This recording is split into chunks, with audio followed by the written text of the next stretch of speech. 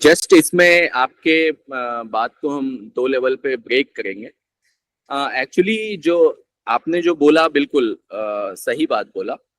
अभी महाराष्ट्र के केस में एक और क्या चीज हुई जो हमने हाँ एनालाइज किया। देखिए महाराष्ट्र में इक्वेशंस बहुत चेंज हो गए। इतनी सारी पार्टीज टूटी, नई पार्टीज बनी, नए सिंबल्स दिए गए। ठीक है, हाँ तो ये सब बहुत मास स्केल पे हुआ, नंबर वन। अब दूसरी चीज वहां पे क्या प्रॉब्लम आया महाराष्ट्र में एनडीए के साथ, बीजेपी के साथ। बीजेपी को ये लगा कि जो उनका वोट बैंक था वो उनका वोट बैंक है। हाँ और अभी ये डिसीजन, आप लेट से आप पुणे में या हम्म, आप औरंगाबाद में हो या पुणे और में?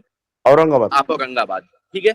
आप औरंगाबाद में एज अ कार्यकर्ता ये डिसीजन पूरे स्टेट लेवल का आप नहीं ले सकते, राइट? यस।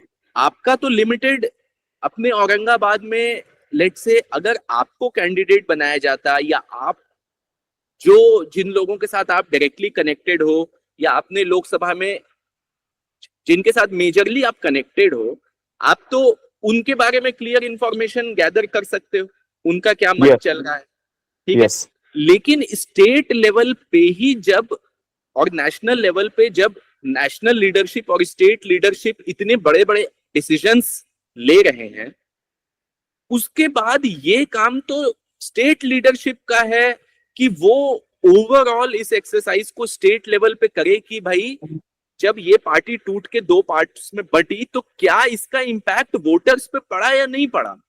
बराबर है। ये काम उन्होंने नहीं किया। उनको लगा कि पिछली बार 3.5 लाख से जीते तो उतना तो है ही मेरा मार्जिन। राइट। नीचे के आपने सारे डायनामिक्स चेंज कर दिए, राइट? आपने बराबर। पार्टीज को तोड़ दिया, लीडर्स को ब्रेक कर दिया, इधर कर दिया उधर कर दिया, और आप सोच रहे हो कि मतलब ये सब हवा हवाई हो रहा है, वोटर्स का तो इस पे कोई इंपैक्ट ही नहीं पड़ रहा है।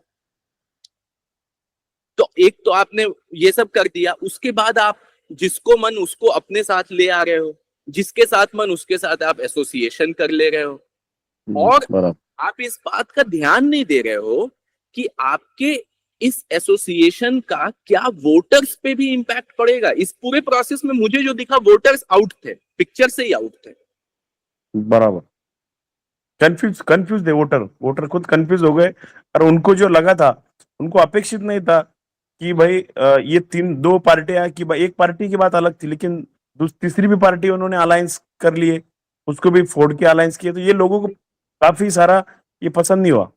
नहीं, वोटर्स कंफ्यूज नहीं थे, लीडरशिप वोटर्स को फॉर ग्रांटेड ले ली। यस।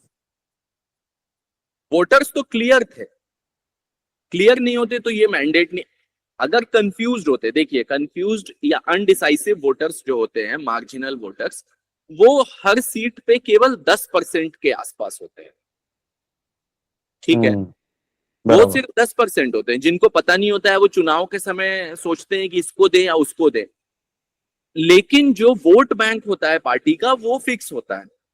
अब आपने शिवसेना को अगर दो भाग में तोड़ा और आपने एक नाथ शिंदे को शिवसेना बोल दिया और उद्धव ठाकरे को साइड करके दूसरा सिंबल दे दिया और सोचा कि शिवसेना का वोट बैंक चूंकि एक नाथ शिंदे जी हो गए तो उन्हीं को आ गया, तो ये गलत सोच लिया आप। ये गलत गलत हो गया ये। बराबर। ये यहाँ पे आपको ये ग्राउंड और पे सर्वे करना चाहिए था, ग्राउंड से इनपुट लेना चाहिए था।